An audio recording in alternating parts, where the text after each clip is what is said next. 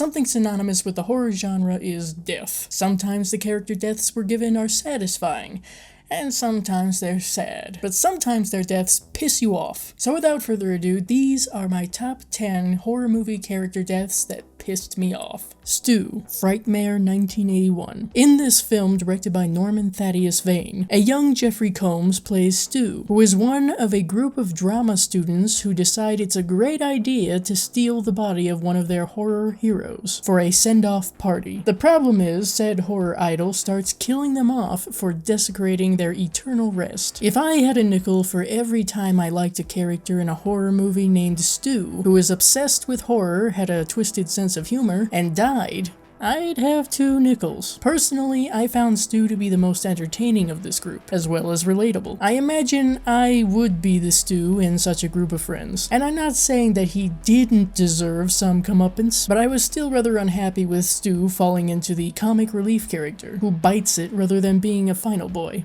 Dennis Rafkin, 13 Ghosts, 2001. This Steve Beck remake of the 1960 movie by the same name has plenty of familiar faces, but Matthew Lillard as the psychic Dennis stands out. Dennis is a sarcastic and empathetic character who, even though he worked for an asshole, didn't seem to want to do any harm himself. A victim of circumstance, and, by the looks of things, gaslighting. He goes from only caring about getting the money he was owed to genuinely trying to help the Criticoses and Maggie get out alive, despite not wanting to have to deal with the ghosts. So when it's time to kill Dennis off, it was not only disappointing, but also felt kind of pointless. I realized there was a sense of urgency by this point, but I still believe that Dennis could have fit behind the glass pane with Arthur, and survived. It's a Jack and Rose situation here. Rachel Carruthers, Halloween 5, The Revenge of Michael Myers, 1989. Ellie returns as Jamie's stepsister in this Dominic Othenin Gerard sequel to the Halloween franchise. But not for long. As I've mentioned in my reviews of Return and Revenge, I like Rachel because she's a fully fleshed out character with plenty of depth and empathy, and in Return she was a proper final girl. In Revenge, she doesn't quite feel like the same Rachel, to no fault of Cornell. Given what she went through in the last film, it felt rather insulting how she was killed off in this movie. And yes, I find the treatment of her character to be far more insulting than anything Tina could have done. Ray and Martha Spruce, Creepshow 2, 1987, featured specifically in the Old Chief Woodenhead story of this Michael Gornek anthology. Ray and Martha are played by the late George Kennedy and Dorothy Lamour. They're a genuinely sweet older couple who are caring and respectful towards the native tribe in the area. They literally do nothing wrong and only want positive things for their town and the people in it. Logically, given Creepshow's moral tale formula, I know that what happens to them needs to happen, but it still sucked to see what happens to them in their own store, and that Ray had to see his wife get killed before he too is shot. Evelyn, Annabelle 2014. In this prequel of sorts in the Conjuring universe, brought to us by John R. Leonetti, Evelyn is played by the fabulous Alfre Woodard. Even though Evelyn is not the main character in this film, she is still a compelling character who has gone through trauma of her own. She's shown to be a loving sort of woman who wants to help Mia however she can. So tell me why this character's only purpose was to not only sacrifice herself, but say that that's why she had been living after her daughter's death. That alone pissed me off. But then you factor in an old and honestly harmful trope when it comes to horror movies regarding a black character who is only there to save the white family. And, well, it gets worse.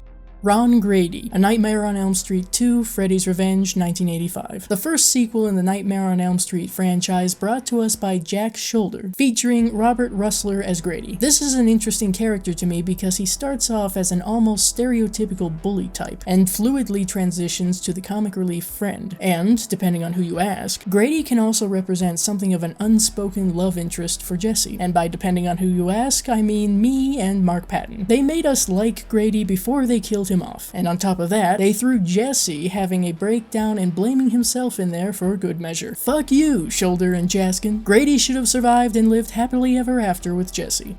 Randy Meeks, Scream 2, 1997. Jamie Kennedy returns as Randy in this, the first sequel to Wes Craven's Scream franchise. Now, technically we do see Randy again in the next sequel, but only in a pre-recorded message. Like many horror fans, I immediately latched onto Randy as a favorite character in the franchise, so I was glad that he survived to the next film. and upset to see him killed. And of course, it had to be in a brutal and frustrating way. My dude didn't even get a proper love interest or anything. Hey, since they're bringing back so many actors whose characters were killed, let's talk about Dick Hallorann, The Shining, 1980. In this either loved or hated adaptation of a Stephen King classic, Dick is played by the late Scatman Crothers. Right off the bat, this man gave me such safe and warm vibes. The man gets Danny to open up about what he's been experiencing that his parents just don't understand. He provides a safe space for the kid, and even gives some guidance and encouragement. And when shit starts to hit the fan, Dick travels all the way back to the Overlook, which, as we're shown, is not an easy task due to the weather. But he knows that Danny and Wendy are in danger, and he doesn't just turn a blind eye to that. Something that adds to the infuriating part of Dick's death is that that's not what happens to him in the book. So, Mr. Kubrick, I have some questions.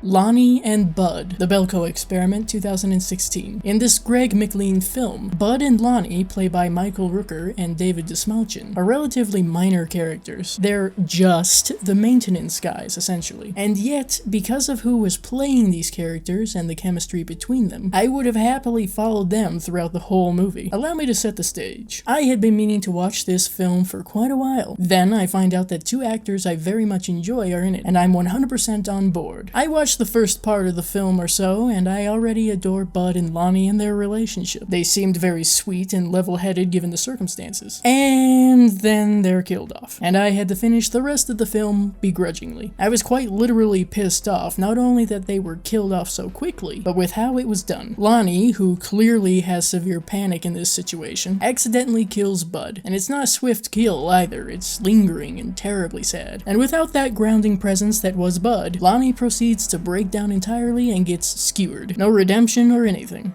Ben, Night of the Living Dead, 1968 and 1999. As I said, this applies to both versions of the film, George A. Romero's classic and Tom Savini's respectful remake. In the 1968 version, the late Dwayne Jones plays Ben, while the late Tony Todd plays him in the remake. Both versions are highly relatable characters who show a tremendous amount of strength and courage, given the situation they're in, and I truly can't fault either version. I also can't choose which fate is more heart-wrenching, surviving everything only to be shot by rednecks with guns, or having the one person who gave a damn about you return only to find that you're one of the undead now. Though I do think that Dwayne Jones's version is the one that pisses me off the most, just because of the little glimmer of hope that gets snuffed out so suddenly and callously.